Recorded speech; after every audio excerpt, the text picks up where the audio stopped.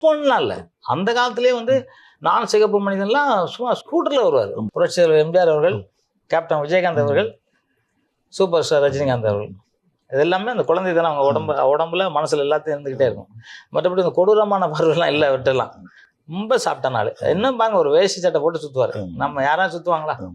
அவர் வாங்குற சம்பளத்துக்கு தங்கத்திலே ட்ரெஸ் போடுவாங்க. எங்களுக்கு தெரியாது, சும்மா ஆளுங்கெல்லாம் ஒரு 500 பவுன் தங்கமும் அப்படிலாம் போட்டு சுற்றி கிடக்குறாங்க. அவெல்லாம் ஒரு சாதாரண ரப்ப செருப்பு எதுவுமே இல்லாமல் சுற்றுறாரு. அப்பவும் அப்படிதான் இருப்பார். அதாவது இவர் வந்து இப்போலாம் இல்லை, அந்த காலத்திலேயே வந்து நான் சிகப்பு மனிதன்லாம் சும்மா ஸ்கூட்டரில் வருவார். நான் சிகப்பு எவ்வளோ சூப்பர் ஸ்டார் அவர். ஹிந்தியில் அந்த காலம் நிறைய படங்கள் பண்ண டைம்லேயே அவர் சும்மா ஜாலியாக அப்போல்லாம் அந்த இது நம்ம கோடம்பாக்கம் அவர் பாட்டு ஸ்கூட்டரில் வந்துருவார். வீட்டில இருந்து கிளம்பி ஸ்கூட்டர்ல வந்துருவார். ஆமாம் சார். அவரு நாங்களாம் சொல்லுவோம், ஏங்க அப்படி வர்றீங்க?